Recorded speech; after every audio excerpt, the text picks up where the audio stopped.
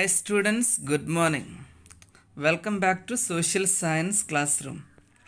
We are discussing 6th chapter, Understanding of Maps. Did you remember what we discussed in last class? Yes, in the last class we discussed about the essential elements of maps. Did you remember what are the essential elements of maps? Yes, what are? Title, scale, direction, latitude and longitude, conventional symbols and colors, index. We just discussed up to here. Okay. Today, let us discuss all this point detail. First one, title. ഭൂപടത്തിൻ്റെ ഘടകങ്ങളെക്കുറിച്ചിട്ടാണ് പറയുന്നത്. ഭൂപടത്തിൻ്റെ പ്രധാനപ്പെട്ട ഘടകങ്ങൾ, ഒരു ഭൂപടം തയ്യാറാക്കുമ്പോൾ അതിൽ എന്തെല്ലാം ഘടകങ്ങൾ ഉണ്ടായിരിക്കണം എന്നുള്ളതിനെ കുറിച്ചിട്ടാണ് പറയുന്നത്. അതിൽ ഒന്നാമത്തേതാണ് ടൈറ്റിൽ. ഒരു ഭൂപടത്തിന് ടൈറ്റിൽ ഉണ്ടായിരിക്കണം. ഇവിടെ നേരത്തെ തന്ന ഭൂപടത്തിൽ അതിൻ്റെ ഒരു എക്സാമ്പിൾ കൊടുത്തിട്ടുണ്ട് അല്ലേ. ഇതിൻ്റെ ടൈറ്റിൽ കേരള ഫിസിയോഗ്രഫി എന്നാണ് അതിൻ്റെ ടൈറ്റിൽ. അപ്പോൾ ആ ടൈറ്റിൽ കാണുമ്പോൾ തന്നെ നമുക്കറിയാം ഈ ഭൂപടം എന്തിനെക്കുറിച്ചുള്ളതാണ്, കേരളത്തിൻ്റെ ഫിസിയോഗ്രഫിയെക്കുറിച്ചുള്ളതാണ് എന്ന് മനസ്സിലാക്കാം. അപ്പോൾ അതുപോലെ നമ്മൾ കൊടുക്കുന്നതാണ് title. So the first one is title. Okay, let's read it. Title indicate the area depicted and content of map. മാപ്പിൽ അടങ്ങിയിരിക്കുന്ന കണ്ടന്റ് അതല്ലെങ്കിൽ അത് ഏത് ഏരിയ ഡെപ്പിക്റ്റ് ചെയ്യുന്നു എന്നതിനെ സൂചിപ്പിക്കുന്നതാണ് എന്ത്, title. It is usually given at the top of map. സാധാരണ ഇത് ഭൂപടത്തിൻ്റെ മുകളിലാണ് അതിൻ്റെ ടൈറ്റിൽ കൊടുക്കാറുള്ളത്. Observe the map in the social science lab of your school and prepare a table after classifying them. നിങ്ങൾ സ്കൂളിലെ ഭൂപടങ്ങളൊക്കെ, സ്കൂൾ ലാബിലുള്ള ഭൂപടങ്ങളൊക്കെ എടുത്തു നോക്കിയിട്ട് ഓരോന്നിനും എങ്ങനെയൊക്കെയാണ് ടൈറ്റിൽ കൊടുത്തിരിക്കുന്നത് എന്ന് നിങ്ങളോട് വേർതിരിച്ച് എഴുതാനാണ് പറഞ്ഞിട്ടുള്ളത്. അപ്പം നിങ്ങൾ വീട്ടിലാണ് ഇരിക്കുന്നത് അല്ല, സ്കൂളിലല്ലല്ലോ. അപ്പോൾ എന്ത് ചെയ്യാം, നിങ്ങളുടെ കയ്യിൽ നേരത്തെ ഞാൻ പറഞ്ഞിട്ടുണ്ടായിരുന്നു ഒരു അറ്റ്ലസിൻ്റെ ബുക്ക് വാങ്ങണമെന്നൊക്കെ. വാങ്ങിയിട്ടുള്ള ആളുകൾ അതിൽ നോക്കുക. അതല്ലെങ്കിൽ ഏതെങ്കിലും അറ്റ്ലസുകളൊക്കെ നിങ്ങൾ കിട്ടാവുന്നിടത്തോളം അറ്റ്ലസുകൾ പിന്നെ ഗൂഗിളിൽ സെർച്ച് ചെയ്തിട്ടോ അതല്ലെങ്കിൽ വേറെ കിട്ടുന്നതുണ്ടെങ്കിൽ അതൊക്കെ നോക്കിയിട്ട് അതിലെ ടൈറ്റിൽ നിങ്ങൾ ഐഡൻറ്റിഫൈ ചെയ്യാം. ഓരോ ഭൂപടത്തിനും അതിൻ്റെ മുകളിൽ എന്ത് കൊടുക്കും, ടൈറ്റിൽ കൊടുക്കും. ആ ടൈറ്റിൽ എന്തായിരിക്കും, ആ ഭൂപടത്തിൻ്റെ കണ്ടൻറ്റ് അതല്ലെങ്കിൽ അത് ഏത് ഏരിയയെ പ്രതിനിധീകരിക്കുന്നു എന്നുള്ളതിനെ കുറിച്ചിട്ടുള്ളതാണ് ആ ടൈറ്റിൽ ഉണ്ടാവുക. ഈ ടൈറ്റിൽ എന്ന് പറയുന്നത് ഭൂപടത്തിൻ്റെ വളരെ പ്രധാനപ്പെട്ട ഒരു ഘടകമാണ്. എന്തുകൊണ്ട്, നമ്മളൊരു ഭൂപടത്തിലേക്ക് നോക്കുമ്പോൾ ആദ്യം തന്നെ അത് എന്തിനെക്കുറിച്ചുള്ളതാണ് എന്നുള്ളൊരു ഐഡിയ നമുക്ക് കിട്ടണമെങ്കിൽ അതിൻ്റെ മുകളിൽ കൊടുത്തിരിക്കണം. നേരത്തെ ഞാൻ കാണിച്ചു തന്ന ഭൂപടത്തിൽ കേരള ഫിസിയോഗ്രഫി, അത് കാണുമ്പോൾ തന്നെ നമുക്ക് മനസ്സിലാവും ഇത് കേരളത്തിൻ്റെ ഭൂപ്രകൃതിയെക്കുറിച്ച് കാണിക്കുന്ന ഒരു ഭൂപടമാണ്. Okay, the next second, scale, അളവ്, അതിൻ്റെ തോത് എന്ന് പറയും scale. Shall we draw the plan of our school building? First we have to measure the length and breadth of building using the measuring tab. നമുക്ക് സ്കൂളിൻ്റെ ഒരു ബിൽഡിംഗ് ഉണ്ടാക്കണമെന്നുണ്ടെങ്കിൽ ആദ്യം നമ്മൾ എന്ത് ചെയ്യണം, സ്കൂൾ ബിൽഡിങ്ങിൻ്റെ നീളം വീതിയൊക്കെ ടാപ്പ് ഉപയോഗിച്ചിട്ട് നമ്മൾ എന്ത് ചെയ്യും, അളക്കണം. എന്നതിന് ശേഷം നമുക്ക് എന്ത് ചെയ്യാൻ പറ്റുള്ളൂ, സ്കൂൾ ബിൽഡിങ്ങിൻ്റെ പ്ലാൻ തയ്യാറാക്കാൻ പറ്റുള്ളൂ. Assume that the length is 30 meter and breadth is 10 meter. നിങ്ങൾ വിചാരിക്കുക അതിൻ്റെ പിന്നെ നീളം 30 മീറ്ററും വീതി 10 മീറ്ററും ആണെന്ന് വിചാരിക്കുക. Can you draw plan of the school using this measurement? ഈ അളവ് വെച്ചിട്ട് നമുക്ക് ഒരു A4 ഷീറ്റിൽ ഈ പ്ലാൻ തയ്യാറാക്കാൻ പറ്റുമോ? എത്രയുണ്ട്, 30 മീറ്റർ ഉണ്ട് നീളം അല്ലേ, അതുപോലെ തന്നെ 10 മീറ്റർ ഉണ്ട് അതിൻ്റെ വീതി. അപ്പോൾ അത് വെച്ചിട്ട് നമുക്ക് എന്ത് ചെയ്യാൻ കഴിയില്ല, ഒരു A4 ഷീറ്റിൽ നമുക്ക് അതിൻ്റെ പ്ലാന് അതേ അളവിൽ നമുക്ക് ചെയ്യാൻ കഴിയില്ല. Let us do this in the following step. അപ്പോൾ നമുക്ക് എന്ത് ചെയ്യാം, ഉറപ്പല്ലേ നമുക്കിത് കഴിയില്ല എന്നുള്ളത്. 30 മീറ്റർ നീളമുണ്ട്, 10 മീറ്റർ വീതിയുണ്ട്. അപ്പോൾ അത് നമുക്ക് ഒരു A4 ഷീറ്റിലോ അല്ലെങ്കിൽ ഒരു A3 ഷീറ്റിലോ ഒന്നും തന്നെ നമുക്കത് ചെയ്യാൻ കഴിയില്ല അല്ലേ. 30 മീറ്റർ നീളമുള്ള ഒരു ഷീറ്റ് കിട്ടേണ്ടി വരും. അതിൽ നമ്മൾ പ്ലാൻ തയ്യാറാക്കി എങ്ങനെ ഉണ്ടാവും എന്ന് ആലോചിച്ച് നോക്ക്. അപ്പോൾ നമ്മൾ ചെറിയ പേപ്പറിലേക്ക് അത് തയ്യാറാക്കുമ്പോൾ നമ്മൾ ഈ അളന്ന അളവിന് നമ്മളൊരു പേപ്പറിലേക്ക് നമ്മൾ കൊണ്ടുവരുന്ന സമയത്ത് സ്വാഭാവികമായിട്ടും അതിനെന്ത് ചെയ്യേണ്ടി വരും, റെഡ്യൂസ് ചെയ്യേണ്ടി വരും. അപ്പോൾ നമുക്ക് എന്തെല്ലാം ചെയ്യാൻ പറ്റും എന്നുള്ളതാണ് ഇവിടെ ഇതിനകത്ത് പറയുന്നത്. നോക്കുക, സ്റ്റെപ്പ് 1, ഒന്നാമത്തെ സ്റ്റെപ്പ് എന്താണ്? Try to draw the length and breadth of the building as such on a paper. You will find that it is not possible. ആദ്യത്തെ സ്റ്റെപ്പ് എന്താണ്? ഒരു പേപ്പർ എടുത്തിട്ട് ഈ കറക്റ്റ് അളവിൽ ഈ 30 മീറ്ററും 10 മീറ്ററൊക്കെ വെച്ചിട്ട് അതിൽ വരയ്ക്കാൻ നോക്കുക. അപ്പോൾ നിങ്ങൾക്ക് എന്ത് മനസ്സിലാകും? ഇറ്റ് ഈസ് നോട്ട് പോസിബിൾ എന്നുള്ളത് മനസ്സിലാകും. അതിൽ വരയ്ക്കാൻ കഴിയില്ല അല്ലേ? ഒരു A4 ഷീറ്റിൽ പരമാവധി വരയ്ക്കാൻ കഴിയുന്നതിന് ഒരു ലിമിറ്റില്ലേ, അതിനപ്പുറത്തേക്ക് വരയ്ക്കാൻ കഴിയില്ല. അപ്പോൾ ഇതിൻ്റെ ഒന്നാമത്തെ സ്റ്റെപ്പ് പറയുന്നത് ഒരു പേപ്പറിൽ നിങ്ങൾ ഇതിൻ്റെ കറക്റ്റ് അളവ് മാർക്ക് ചെയ്യാൻ നോക്കുക. അപ്പോൾ നിങ്ങൾക്ക് മാർക്ക് ചെയ്യാൻ കഴിയില്ല എന്ന് മനസ്സിലാവും. Then what is the second step? Shall we draw 30 meters as 30 centimeter? Now it is possible to draw this on large sheet of paper. ഇനി 30 മീറ്റർ എന്നുള്ളത് നമുക്ക് എത്ര ആയിട്ട് എടുക്കാം? 30 സെൻറ്റിമീറ്റർ ആയിട്ട് എടുക്കാം. അഥവാ 1 മീറ്റർ സമം 1 സെൻറ്റിമീറ്റർ എന്നുള്ള രീതിയിൽ എടുക്കുക. അപ്പോൾ 30 മീറ്റർ സമം 30 centimetre. Now it is possible to draw this on a large sheet of paper. ഇപ്പോൾ നമുക്ക് എന്ത് ചെയ്യാം? 30 സെൻറ്റിമീറ്റർ ആണ് അതിൻ്റെ ലെങ്ത് വരുന്നത്. അത് നമുക്കൊരു പേപ്പറിൽ ഇപ്പോൾ വരയ്ക്കാൻ കഴിയും. If you adopt this method, what would be the breadth of the building when scaled in centimeter? ഈ അളവിൽ എടുക്കുകയാണെന്നുണ്ടെങ്കിൽ വീതി എത്ര ആയിരിക്കും? വീതി എത്ര ഉണ്ട്? 10 മീറ്റർ ആണ്. അപ്പോൾ എത്ര സെൻറ്റിമീറ്റർ ഉണ്ടാകും പേപ്പറിൽ? 10 സെൻറ്റിമീറ്ററിലാണ് നമ്മൾ വരയ്ക്കുക. നീളം 30 മീറ്റർ ആണ്. ആ 30 മീറ്ററിന് നമ്മൾ 30 സെൻറ്റിമീറ്റർ ആയിട്ട് എടുത്തു. ദെൻ വീതി 10 മീറ്റർ ആണ്, അതിന് നമ്മൾ 10 സെൻറ്റിമീറ്റർ ആയിട്ട് എടുത്തു. അപ്പോൾ 30 സെൻറ്റിമീറ്റർ നീളവും 10 സെൻറ്റിമീറ്റർ വീതിയും വെച്ചിട്ട് നമുക്ക് ആ സ്കൂൾ ബിൽഡിങ്ങിൻ്റെ പ്ലാൻ ഒരു പേപ്പറിൽ നമുക്ക് തയ്യാറാക്കാൻ സാധിക്കും. Draw the length and breadth of the building അല്ലേ? വരച്ച് കഴിഞ്ഞാൽ നമുക്ക് ഇങ്ങനെ കിട്ടും. 30 സെൻറ്റിമീറ്റർ നീളം, 10 സെൻറ്റിമീറ്റർ വീതി എന്ന് കിട്ടും. ഓക്കെ അല്ലേ? You have selected the ratio of 1 centimetre to each metre. ഇവിടെ നമ്മൾ എടുത്ത റേഷ്യോ എത്രയാണ്? 1 സെൻറ്റിമീറ്റർ സമം 1 മീറ്റർ എന്നുള്ളതാണ് ഇതിൻ്റെ റേഷ്യോ നമ്മൾ എടുത്തിട്ടുള്ളത്. ആ രീതിയിലാണ് നമ്മൾ ഇതിനെ റെഡ്യൂസ് ചെയ്തിട്ടുള്ളത്. 1 സെൻറ്റിമീറ്റർ സമം 1 മീറ്റർ എന്നുള്ളതാണ് നമ്മളിവിടെ ചെയ്തിട്ടുള്ളത്. Scale is the technique that we have adopted to draw length and breadth conveniently. ഇങ്ങനെ വലിയ അളവുകളെ ചെറിയ അളവുകളിലേക്ക് മാറ്റി നമുക്ക് പ്ലാൻ തയ്യാറാക്കുന്നതിന് നമ്മൾ സ്വീകരിക്കുന്ന ടെക്നിക്കാണ് അതിൻ്റെ സ്കെയിൽ, തോത് എന്ന് പറയുന്നത്. ഇവിടെ നമ്മൾ ഉപയോഗിച്ച തോത് എന്താണ്? 1 സെൻറ്റിമീറ്റർ ഇക്വൽ ടു 1 മീറ്റർ എന്നുള്ളതാണ് ഇവിടെ നമ്മൾ ഉപയോഗിച്ച scale. Okay, here the length and breadth are represented on the scale 1 centimeter to 1 meter. Scale is the relative distance used to represent a distance between two places on the earth. ഇതുപോലെ ഭൂപടം തയ്യാറാക്കുന്ന സമയത്ത് നമുക്ക് എന്താക്കാം? അതിൽ യഥാർത്ഥ ലെങ്ത്തിന് നമുക്കിതുപോലെ കുറച്ച് കൊണ്ടുവരാം അല്ലേ?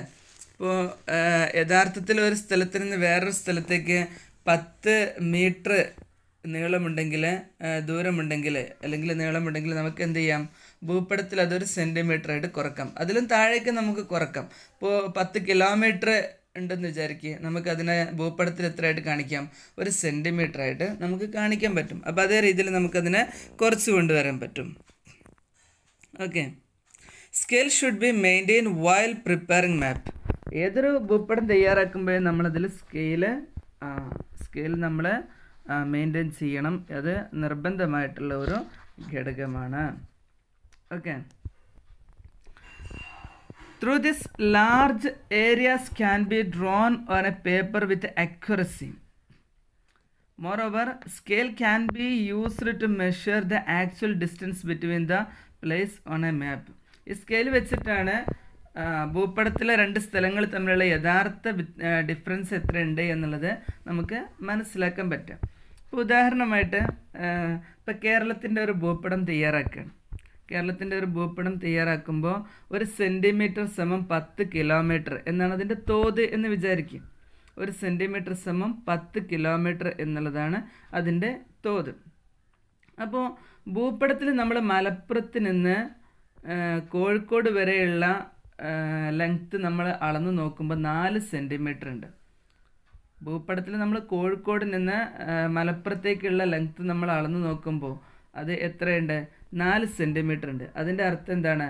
മലപ്പുറത്ത് നിന്ന് കോഴിക്കോട്ടേക്ക് 40 കിലോമീറ്റർ ഉണ്ട് എന്നാണ് അതിൻ്റെ അർത്ഥം. ആ രീതിയിലാണ് നമ്മളതിനെ തയ്യാറാക്കി എടുക്കുന്നത്. Okay, then different map with different scale. വിവിധ തോതിലുള്ള വ്യത്യസ്ത മാപ്പുകൾ നമുക്ക് നോക്കാം. Scale can be adopted in 3 ways. 3 രീതിയിൽ നമുക്ക് അതിൻ്റെ തോത് എടുക്കാം. സ്റ്റേറ്റ്മെൻറ്റ് മെത്തേഡ് വഴി എടുക്കാം, representative fraction method, then graphical method. ഇതിലേത് 3 രീതിയിൽ നമുക്ക് എടുക്കാം. ഒന്നാമത്തെ നോക്കുക, statement method. Example 1 centimetre to 10 kilometre. 1 centimetre to 10 kilometre എന്നുള്ളത് സ്റ്റേറ്റ്മെൻറ്റ് മെത്തേഡാണ്. Then representative fraction method. 1 = എത്രയുണ്ട്? 10 ലക്ഷം എന്നുള്ള രീതിയിൽ അതിനെ ചെയ്തു. അപ്പോൾ എന്താണ്? 1 കിലോമീറ്റർ എടുക്കുകയാണെങ്കിൽ ഭൂപടത്തിൽ 1 കിലോമീറ്റർ എടുക്കാൻ 1 സെൻറ്റിമീറ്റർ എടുത്താൽ അത് അപ്പുറത്ത് എത്ര ഉണ്ടാവും? 10 ലക്ഷം സെൻറ്റിമീറ്ററിന് സമമായിരിക്കും. ആ രീതിയിലാണത് ഡിവൈഡ് ചെയ്യുന്നത്. ഓക്കെ, ഭൂപടത്തിൽ 1 സെൻറ്റിമീറ്റർ എന്ന് പറഞ്ഞു കഴിഞ്ഞാൽ അത് യഥാർത്ഥത്തിൽ 10 ലക്ഷം സെൻറ്റിമീറ്റർ ആയിരിക്കും എന്നുള്ളതാണ്. അത് ഒരേ അളവ് തന്നെയാണ് അവിടെ വരുന്നത്. മറ്റേ 1 സെൻറ്റിമീറ്റർ ടു 10 കിലോമീറ്റർ എന്നുള്ളതിലേക്ക് ആണ്. 1 സെൻറ്റിമീറ്ററാണ്, മറ്റൊന്ന് കിലോമീറ്ററാണ്. ഇവിടെ താഴത്തുള്ളത് 1:10 lakh എന്ന് പറഞ്ഞു കഴിഞ്ഞാൽ ഒരു ഭൂപടത്തിലെ 1 യൂണിറ്റ് അത് എത്ര യൂണിറ്റിന് സമമായിരിക്കും? യഥാർത്ഥത്തിലുള്ള 10 ലക്ഷം യൂണിറ്റിന് സമമായിരിക്കും. ഒരേ യൂണിറ്റ് തന്നെയാണ് അവിടെ എടുക്കുന്നത്. ദെൻ ഗ്രാഫിക്കൽ സ്കെയിൽ എക്സാമ്പിൾ അവിടെ കൊടുത്തിട്ടുണ്ട് അല്ലേ? പിന്നെ അളവ് കാണിക്കുന്ന ഒരു സ്കെയിൽ അവിടെ കൊടുത്തിട്ടുണ്ട്. ആ രീതിയിൽ അളന്നെടുക്കുന്നതാണ് എന്താ ഗ്രാഫിക്കൽ സ്കെയിൽ എന്ന് പറയുന്നത്. ഒരു പിന്നെ മാർക്ക് ചെയ്തിട്ട് 5 അല്ലേ, ഇങ്ങനെ സംഖ്യകൾ മാർക്ക് ചെയ്തിട്ടില്ലേ, ആ ലെവലിൽ അളന്നെടുക്കുന്നതാണ് ഗ്രാഫിക്കൽ സ്കെയിൽ എന്ന് പറയുന്നത്. 20, 30, 40, 50 അല്ലേ, 60, 70, 80, 90 അങ്ങനെ കൊടുക്കുന്നുണ്ട്. ഓക്കെ, അപ്പോൾ അതിൻ്റെ 5 എടുക്കണമെങ്കിൽ ഇവിടെ ഉണ്ട്. 5 എടുക്കണമെങ്കിൽ പകുതി എടുക്കുകയാണെങ്കിൽ 5 വരുന്നത്. ഒരു 10ൻ്റെ അതിൻ്റെ പകുതി എടുക്കുമ്പോൾ 5 വരുന്നത്. അപ്പോൾ ആ രീതിയിൽ അളക്കുന്നതാണ് ഗ്രാഫിക്കൽ സ്കെയിൽ എന്ന് പറയുന്നത്. അപ്പോൾ രണ്ടാമത്തെ ഫാക്ടറാണ് നമ്മളിപ്പോൾ പറഞ്ഞിട്ടുള്ളത്. എന്താണ്? സ്കെയിൽ, തോത്. അപ്പോൾ ഭൂപടം നിർമ്മിക്കുമ്പോൾ നമ്മൾ അതിലൊരു തോത് വെക്കും. ആ തോതാണ് അതിൻ്റെ യഥാർത്ഥ അളവിലേക്ക് നമ്മൾ എത്താൻ സഹായിക്കുന്നത്. അപ്പോൾ ആ തോത് ഭൂപടത്തിൽ കാണിച്ചിരിക്കണം. നമ്മളിപ്പോൾ നേരത്തെ നമ്മളിവിടെ ഒരു ഭൂപടം കാണിച്ചില്ലേ കേരളത്തിൻ്റെ? അപ്പോൾ അതിൻ്റെ തോത് അതിനകത്ത് കാണിച്ചിട്ടുണ്ട് അല്ലേ? ഇതവിടെ അതിൻ്റെ കാണിച്ചിട്ടില്ല അളവ് 0, 25, 50 അല്ലേ, 100. അത്രയും ആ ലെങ്ത് എന്താണ്? 100 കിലോമീറ്റർ ആയിട്ടാണ് അതിനകത്ത് എടുത്തിട്ടുള്ളത്. ഇത്ര ലെങ്ത്ത് എന്ന് പറയുന്നത് 100 കിലോമീറ്റർ ആയിട്ടാണ് എടുത്തിട്ടുള്ളത്. ഏകദേശം 2 സെൻറ്റിമീറ്റർ ഉണ്ടാവും അല്ല, 100 കിലോമീറ്റർ ആയിട്ടാണ് എടുത്തിട്ടുള്ളത്. അഥവാ 1 സെൻറ്റിമീറ്റർ 50 കിലോമീറ്റർ എന്നുള്ള രീതിയിലൊക്കെയാണ് അതിൻ്റെ തോത് കാണിച്ചിട്ടുള്ളത് എന്നാണ് അവിടെ കാണിക്കുന്നത്. ഓക്കെ, ഇനി നമ്മൾ നോക്കാം നെക്സ്റ്റ്. അപ്പോൾ ഒന്ന് ടൈറ്റിൽ. അപ്പോൾ ഏതൊരു ഭൂപടത്തിനും ആദ്യം അതിൻ്റെ ടൈറ്റിൽ വേണം.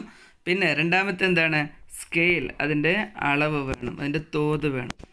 ദെൻ മൂന്നാമത്തത് ഡയറക്ഷൻ. എന്താണ്? ദിശ കാണിക്കണം. അതിൻ്റെ വടക്കേത്, തെക്കേത്, കിഴക്കേതൊക്കെ കാണിക്കണം. Direction is the major element of map. Another major element of map. ഭൂപട നിർമ്മാണത്തിൻ്റെ മറ്റൊരു പ്രധാന ഘടകമാണ് direction. North, south, east, west are the 4 major directions. 4 directions ആണ് നോർത്ത്, നിങ്ങൾക്ക് അറിയാം അല്ലേ? North, south, east, west. Then magnetic compass is an instrument to find out the directions. Direction കണ്ടുപിടിക്കാനുള്ള ഇൻസ്ട്രുമെൻ്റ് ആണ് എന്ത്? മാഗ്നറ്റിക് കോമ്പസ് എന്ന് പറയുന്നത്. ഇവിടെ ചിത്രം കൊടുത്തിട്ടില്ലേ, ആണ് കണ്ടുപിടിക്കാനുള്ള ഉപകരണം.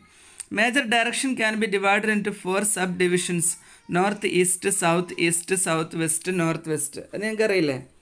നോർത്തിൻ്റെയും ഈസ്റ്റിൻ്റെ ഇടയിലാണെങ്കിൽ നോർത്ത് ഈസ്റ്റ്, സൗത്തിൻ്റെയും ഈസ്റ്റിൻ്റെ ഇടയിലാണെങ്കിൽ സൗത്ത് ഈസ്റ്റ്, നോർത്തിൻ്റെയും വെസ്റ്റിൻ്റെയും ഇടയിലാണെങ്കിൽ സൗത്ത് വെസ്റ്റ്, നോർത്ത് വെസ്റ്റ്, സൗത്തിൻ്റെയും വെസ്റ്റിൻ്റെയും ഇടയിലാണെങ്കിൽ സൗത്ത് വെസ്റ്റ്, അങ്ങനെയാണ് അത് വരിക. ഇവിടെ കൊടുത്തിട്ടുണ്ട് അല്ലേ. എൻ ഇട്ടത് നോർത്ത് ഈസ്റ്റാണ്. അതുപോലെ എന്താണ് SW ഇട്ടത് സൗത്ത് വെസ്റ്റ്, NW ഇട്ടത് നോർത്ത് വെസ്റ്റ്, അതുപോലെ തന്നെ NW ഇട്ടത് SE ഇട്ടത് south east. Ready.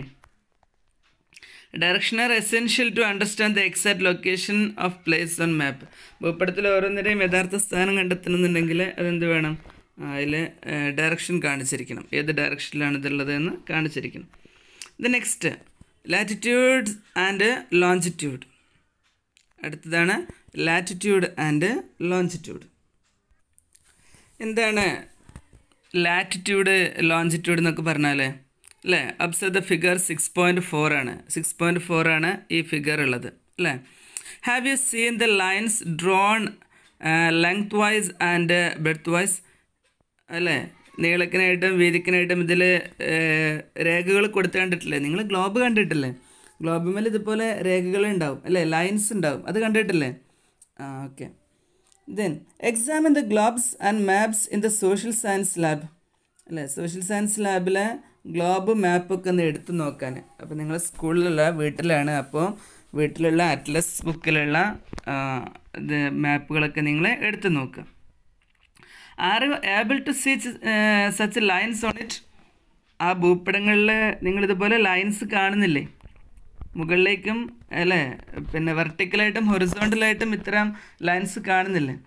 Such lines drawn horizontally across the globe and maps are called latitude.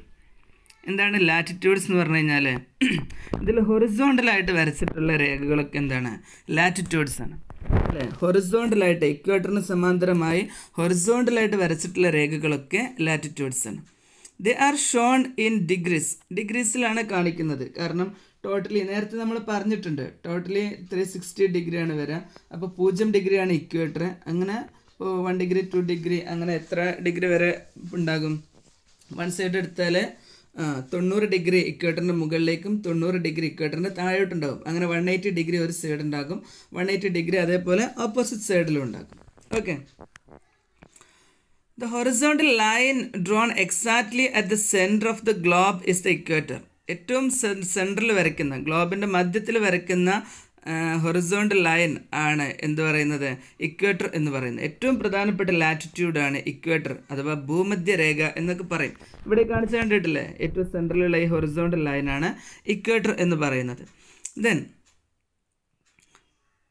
Latitude are marked north and south of the equator up to 90 degree. നേരത്തെ ഞാൻ പറഞ്ഞില്ലേ, ഇക്വേറ്ററിൻ്റെ മുകളിലേക്ക് 90 degree വരെ പോകും, ഇക്വേറ്ററിൻ്റെ താഴോട്ടും 90 ഡിഗ്രി വരെ പോകും. ഈ കോണളവ് 90 ഡിഗ്രിയാണ് ഉണ്ടാവുക. ആ 90 ഡിഗ്രി അങ്ങോട്ടും 90 ഡിഗ്രി താഴോട്ടുണ്ടാകും. അങ്ങനെ ടോട്ടലി 180 ഡിഗ്രി വൺ സൈഡിലുണ്ടാകും, അതേപോലെ നെക്സ്റ്റ് സൈഡിലും ഉണ്ടാകും. North latitude is known as the north Paul and 90 degree south latitude is known as the south Paul. 90 degree north latitude എന്ത് പേരിൽ അറിയപ്പെടുന്നു? North Paul. അത് ഈ ലാസ്റ്റ് പോയിൻ്റാണ്, നോർത്ത് പോൾ. അതേപോലെ 90 ഡിഗ്രി സൗത്ത് ലാറ്റിറ്റ്യൂഡ് എന്ത് പേരിൽ അറിയപ്പെടുന്നു? സൗത്ത് പോൾ എന്ന പേരിലാണ് അറിയപ്പെടുന്നത്. Observe the globe and identify major latitudes and their values in degrees. Globe നോക്കിയിട്ട് പ്രധാനപ്പെട്ട ലാറ്റിറ്റ്യൂഡ്സ് ഏതൊക്കെയാണ്, അതിൻ്റെ ഡിഗ്രീസ് എത്രയാണ് എന്നുള്ളത് നിങ്ങളോട് ഐഡൻറ്റിഫൈ ചെയ്യാനാണ്. അപ്പോൾ ഇന്നത്തെ നിങ്ങളുടെ ഫോളോ അപ്പ് വർക്ക് ഇതാണ്. എന്താണ്? ഗ്ലോബ് നോക്കിയിട്ട് പ്രധാനപ്പെട്ട ലാറ്റിറ്റ്യൂഡ്സ് ഏതൊക്കെയാണ് എന്ന് എഴുതണം. ഓരോന്ന് എത്ര ഡിഗ്രിയാണ്. ഇതിൽ ഒന്ന് എക്സാമ്പിൾ ഇവിടെ കൊടുത്തിട്ടുണ്ട്, ഇക്വേറ്റർ 0 ഡിഗ്രിയാണ്. ദെൻ അതുപോലെ വേറെയുണ്ട്. വേറെ എന്ന് പറഞ്ഞു കഴിഞ്ഞാൽ ഇനി നിങ്ങൾ എഴുതുമ്പോൾ പിന്നെ വേറെ 3 ഒരു സൈഡിലേക്ക് 3 വെച്ചിട്ട് വരുന്നുണ്ട്. അപ്പോൾ അത് ഏതൊക്കെയാണ് എന്നുള്ളത് നിങ്ങൾ എഴുതണം. അത് എത്ര ഡിഗ്രിയിലാണ് വരുന്നത് എന്നുള്ളതും എഴുതണം. Okay. Then have you noticed the lines drawn perpendicular to latitudes and joining the north and south poles? ഇതിൽ നിങ്ങൾ നോർത്ത് സൗത്ത് പോളിന് ജോയിൻ ചെയ്തുകൊണ്ട് ഇക്വേറ്ററിന് പെർപെൻഡിക്കുലർ ആയിട്ട് വരുന്ന അതല്ലെങ്കിൽ ലാറ്റിറ്റ്യൂഡ്സിന് പെർപെൻഡിക്കുലർ ആയിട്ട് വരുന്ന രേഖ കണ്ടില്ലേ? ലൈൻസ് കണ്ടില്ലേ അല്ലേ? നോർത്ത് പോളിൽ നിന്ന് സൗത്ത് പോളിലേക്ക് പോകുന്ന ലൈൻ കണ്ടില്ലേ? This lines are called longitudes. ഇങ്ങനെ വെർട്ടിക്കലായിട്ട് വരയ്ക്കുന്ന ഇത്തരം രേഖകളാണ് നമ്മൾ എന്ത് പറയുന്നത്? ലോഞ്ചിറ്റ്യൂഡ്സ് എന്ന് പറയുന്നത്. There also Sean in degrees. അതും ഏതിൽ തന്നെയാണുള്ളത്? ഡിഗ്രിയിൽ തന്നെയാണിത് കാണിച്ചിരിക്കുന്നത്. Observe the globe and identify the major longitudes such as 0 degree and 180 degree. നിങ്ങൾ ഗ്ലോബോ അല്ലെങ്കിൽ ഭൂപടമോ ഒക്കെ എടുത്തിട്ട് അതിൽ 0 ഡിഗ്രി ലോഞ്ചിറ്റ്യൂഡ് ഏതാണ്, അതേപോലെ തന്നെ 180 ഡിഗ്രി ലോഞ്ചിറ്റ്യൂഡ് ഏതാണ് എന്ന് കണ്ടെത്താം. ടോട്ടലി ഒരു സൈഡിലേക്ക് 180 ഡിഗ്രി ഉണ്ടാവും, മറു സൈഡിലേക്ക് 180 ഡിഗ്രി ഉണ്ടാവും. 0 ഡിഗ്രിയിൽ നിന്ന് ഒരു സൈഡിലേക്ക് 180, മറു സൈഡിലേക്ക് 180. 180 പ്ലസ് 180 360. 360 ഒരു വൃത്തത്തിൻ്റെ ആകെ ഡിഗ്രി എന്ന് പറയുന്നത്. ഓക്കെ, അപ്പം ഏതൊക്കെയാണെന്ന് കണ്ടെത്താനാണ്. 0 ഡിഗ്രി ലോഞ്ചിറ്റ്യൂഡ് ഏതാണ്, അതുപോലെ തന്നെ 180 ഡിഗ്രി ലോഞ്ചിറ്റ്യൂഡ് ഏതാണ് എന്ന് കണ്ടെത്താനാണ്. Then A place on map and globe is located on the base of latitude and longitude. പിന്നെ എ പ്ലേസ് ഓൺ മാപ്പ്, ഭൂമിയിലുള്ള ഏതെങ്കിലും ഒരു സ്ഥലം, ഒരു രാജ്യം എടുക്കുക, ഏതെങ്കിലും ഒരു രാജ്യം, അതിൻ്റെ ലൊക്കേഷൻ കണ്ടുപിടിക്കുക. എന്തിൻ്റെ അടിസ്ഥാനത്തിലാണ്? ലാറ്റിറ്റ്യൂഡിൻ്റെയും ലോഞ്ചിറ്റ്യൂഡിൻ്റെയും അടിസ്ഥാനത്തിൽ അതിൻ്റെ ലൊക്കേഷൻ കണ്ടുപിടിക്കുക. നിങ്ങൾ ഇന്ത്യയുടെ തന്നെ ഒന്നും കൂടെ മാർക്ക് ചെയ്തു കേട്ടോ. ഇന്ത്യയുടെ അല്ലെങ്കിൽ നിങ്ങൾക്ക് ഇഷ്ടമുള്ള ഏതെങ്കിലും ഒരു രാജ്യം എടുത്തിട്ട് അതിൻ്റെ latitudinal and longitudinal position mark ചെയ്യുക. നേരത്തെ ഇന്ത്യയുടേത് മാർക്ക് ചെയ്തത് ഓർമ്മയില്ല?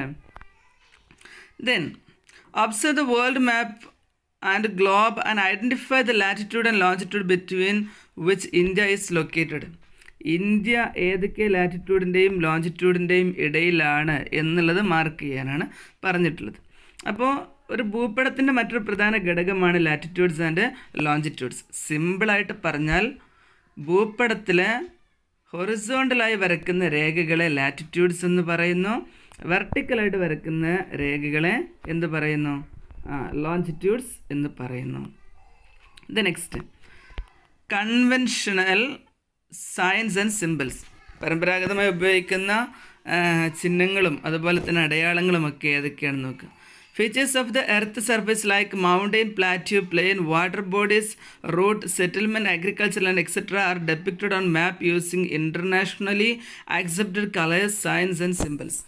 ഈ പറയുന്ന പർവ്വതങ്ങൾ കാണിക്കാൻ, വാട്ടർ ബോഡീസ് കാണിക്കാൻ, മൗണ്ടെയിൻസ് കാണിക്കാൻ, സെറ്റിൽമെൻറ്റ്സ് കാണിക്കാൻ, ഇതിനൊക്കെ അന്തർദേശീയ തലത്തിൽ തന്നെ അംഗീകരിച്ച ചില കളറുകളുണ്ട്, അതുപോലെ തന്നെ അടയാളങ്ങളുമൊക്കെ ഉണ്ട്. അത് തന്നെയാണ് എല്ലാ ഭൂപടങ്ങളിലും ഉപയോഗിക്കുന്നത്. നിങ്ങൾ കണ്ടില്ലേ, ഇപ്പോൾ ബ്ലാക്ക് കളറിലാണ് നമ്മൾ റോഡ്, റെയിൽവേ കാണിക്കുക. അതുപോലെ തന്നെ പച്ച കളറിൽ പിന്നെ ഗ്രീൻഫീൽഡ് അഗ്രികൾച്ചറൽ ലാൻഡ് കാണിക്കും.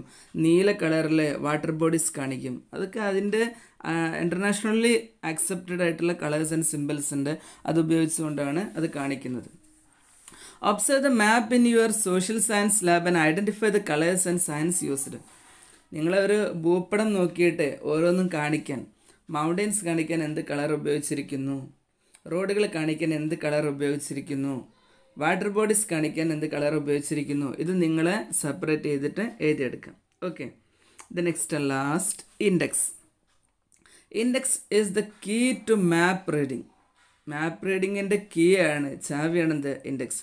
Index represent the colours and signs on map. ഭൂപടത്തിൽ ഉപയോഗിച്ചിരിക്കുന്ന കളറുകൾ പിന്നെ അതുപോലെ തന്നെ അടയാളങ്ങളൊക്കെ എന്താണ് എന്ന് എവിടെയാണ് കാണിക്കുക? ഇൻഡെക്സിലാണ് കാണിക്കുക. നമ്മൾ നേരത്തെ കാണിച്ച ഭൂപടത്തിൽ ഇൻഡെക്സ് കാണിച്ച ഓർമ്മയുണ്ടോ? ഈ ഭൂപടത്തിൽ ഇൻഡെക്സ് കാണിച്ച ഓർമ്മയല്ലേ? ഇതിൽ നിന്നാണ് ഇപ്പോൾ നമുക്ക് ഇതിൽ റെഡ് കളർ കാണിച്ചിരിക്കുന്നത് ഹൈലാൻഡ് ആണ്, ഗ്രീൻ കളർ കാണിച്ചിരിക്കുന്നത് മിഡ്ലാൻഡ് ആണെന്നൊക്കെ നമുക്ക് മനസ്സിലായത് ഇൻഡെക്സ് നോക്കിയപ്പോഴാണ്. ഇതാണ് ഇൻഡെക്സ് ബോക്സ് എന്ന് പറയുന്നത്. ഇതുപോലെ ഏതൊരു ഭൂപടത്തിൻ്റെയും താഴെ അതിൻ്റെ ഇൻഡെക്സ് കൊടുക്കും. ആ ഇൻഡെക്സിനകത്താണ് അതിൽ കാണിച്ചിരിക്കുന്ന സയൻസ്, സിമ്പിൾസ്, കളേഴ്സൊക്കെ ഇന്നതിൻ്റെതാണ് എന്ന് സൂചിപ്പിക്കുന്ന ഇൻഡെക്സാണ്. അപ്പോൾ ഇൻഡെക്സ് ആണ് അതിൻ്റെ കീ. അതിൽ നിന്നാണ് നമുക്ക് ഭൂപടത്തെ കൃത്യമായിട്ട് റീഡ് ചെയ്യാൻ സാധിക്കുന്നത്. ഓക്കെ, ഇത് നോക്കുക. Maps prepare using the above elements are accurate and clear. മേൽ പറഞ്ഞ ഘടകങ്ങളൊക്കെ ഉപയോഗിച്ചുകൊണ്ട് നിർമ്മിക്കുന്ന ഭൂപടമാണെങ്കിൽ എന്തായിരിക്കും? അത് കൃത്യമായിരിക്കും, ക്ലിയർ ആയിരിക്കും. We have discussed in the chapter the history of map. It used an essential elements.